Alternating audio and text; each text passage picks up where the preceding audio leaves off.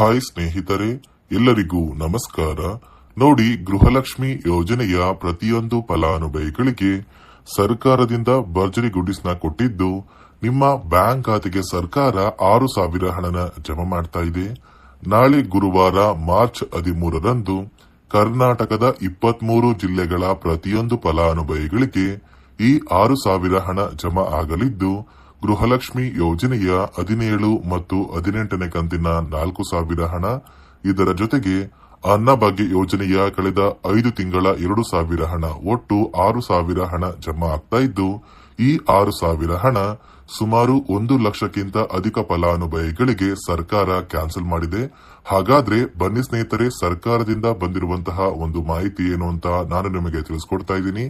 ಅದಕ್ಕಿಂತ ಮೊದಲು ನೀವೇನಾದ್ರೂ ಇನ್ನೂ ಕೂಡ ನನ್ನ ಚಾನೆಲ್ ನ ಸಬ್ಸ್ಕ್ರೈಬ್ ಆಗಿಲ್ಲ ಅಂದ್ರೆ ದಯವಿಟ್ಟು ಪ್ರತಿಯೊಬ್ಬರು ಚಾನೆಲ್ ನ ಸಬ್ಸ್ಕ್ರೈಬ್ ಮಾಡ್ಕೊಳ್ಳಿ, ಹಾಗೆ ವಿಡಿಯೋಗೆ ಒಂದು ಲೈಕ್ ನ ಕೊಡಿ. ಹೌದು ವೀಕ್ಷಕರೇ, ಗೃಹಲಕ್ಷ್ಮಿ ಯೋಜನೆಯ ಸಾಕಷ್ಟು ಫಲಾನುಭವಿಗಳು ಕಳೆದ 3 ತಿಂಗಳಿಂದ ನಮ್ಮ ಬ್ಯಾಂಕ್ ಖಾತೆಗೆ ಹಣ ಜಮಾ ಆಗ್ತಾ ಇಲ್ಲ ಅಂತ ಪ್ರತಿನಿತ್ಯವೂ ಕೂಡ ವೇಟ್ ಮಾಡ್ತಾ ಇದ್ರಿ. ಈಗಾಗಲೇ ಸಾಕಷ್ಟು ಫಲಾನುಭವಿಗಳ ಬ್ಯಾಂಕ್ ಖಾತೆಗೆ ಸರ್ಕಾರ 16ನೇ ಕಂತಿನ ಹಣನ ಜಮಾ ಮಾಡಿದ್ದು, ನಾಳೆ ಗುರುವಾರ ಮಾರ್ಚ್ 13ರಿಂದ ಫಲಾನುಭವಿಗಳ ಬ್ಯಾಂಕ್ ಖಾತೆಗೆ ಗೃಹಲಕ್ಷ್ಮಿ ಯೋಜನೆಯ 17 ಮತ್ತು 18ನೇ ಕಂತಿನ 4,000 ಹಣ, ಇದರ ಜೊತೆಗೆ ಅನ್ನಭಾಗ್ಯ ಯೋಜನೆಯ ಕಳೆದ 5 ತಿಂಗಳ ಪೆಂಡಿಂಗ್ ಇರುವಂತಹ 2,000 ಹಣ ಜಮಾ ಆಗ್ತಾ ಇದ್ದು, ಒಟ್ಟು 6,000 ಹಣ ಪ್ರತಿಯೊಂದು ಫಲಾನುಭವಿಗಳಿಗೆ ಜಮಾ ಆಗಲಿದೆ. ಈ 6,000 ಹಣ ಸುಮಾರು 1 ಲಕ್ಷಕ್ಕಿಂತ ಅಧಿಕ ಫಲಾನುಭವಿಗಳಿಗೆ ಸರ್ಕಾರ ಕ್ಯಾನ್ಸಲ್ ಮಾಡಿದೆ. ಕಾರಣ ಏನು ಅಂದ್ರೆ, ಇತ್ತೀಚೆಗೆ ಜಾರಿಗೆ ಬಂದಿರುವ 5 ನಿಯಮಗಳ ಪ್ರಕಾರ ಈ ಫಲಾನುಭವಿಗಳಿಗೆ ಸರ್ಕಾರ ಹಣನ ಕ್ಯಾನ್ಸಲ್ ಮಾಡಿದೆ. ಹಾಗಾದ್ರೆ ಬನ್ನಿ ಸ್ನೇಹಿತರೆ, ಆ 5 ನಿಯಮಗಳು ಏನು ಅಂತ ಕೂಡ ತಿಳಿಸ್ಕೊಡ್ತೀನಿ.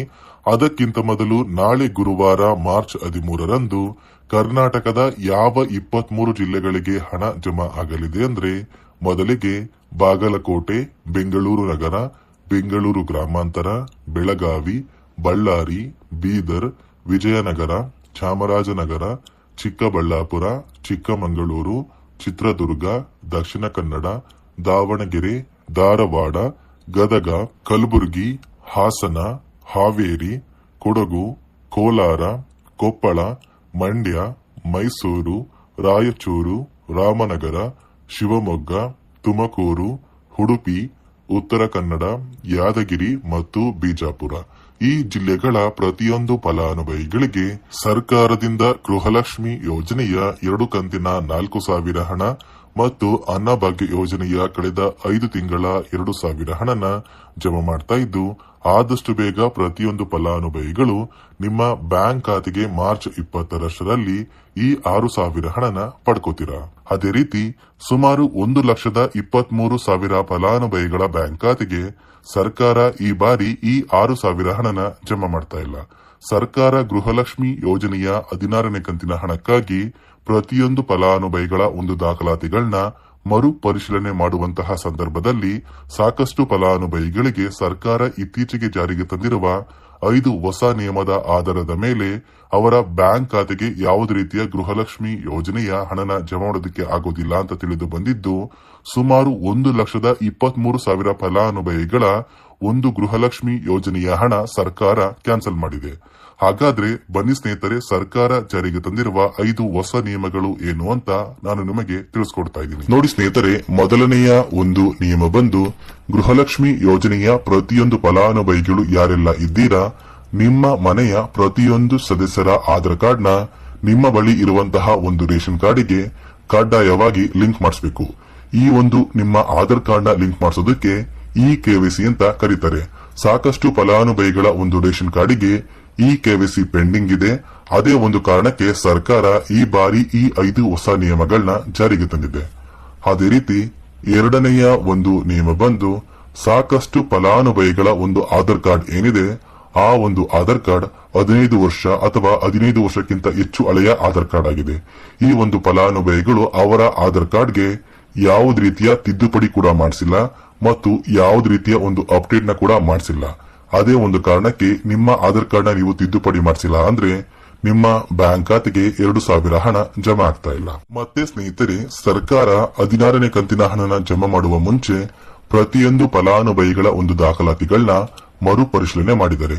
ಈ ಒಂದು ಸಂದರ್ಭದಲ್ಲಿ ಫಲಾನುಭವಿಗಳು ಸರ್ಕಾರಕ್ಕೆ ತೆರಿಗೆ ಕಟ್ತಾ ಇರೋದು ತಿಳಿದು ಬಂದಿದೆ. ಅದೇ ರೀತಿ 4ನೆಯ ಒಂದು ನಿಯಮ ಬಂದು ಸರ್ಕಾರದಿಂದ ಬರುವಂತಹ ಒಂದು ರೇಷನ್ ನ ಕಳೆದ 3 ತಿಂಗಳಿಂದ ನೀವು ಪಡ್ಕೊಂಡಿಲ್ಲ ಅಂದ್ರೆ ನಿಮ್ಮ ಬ್ಯಾಂಕ್ ಖಾತೆಗೆ ಗೃಹಲಕ್ಷ್ಮಿ ಯೋಜನೆಯ ಹಣ ಜಮಾ ಆಗೋದಿಲ್ಲ.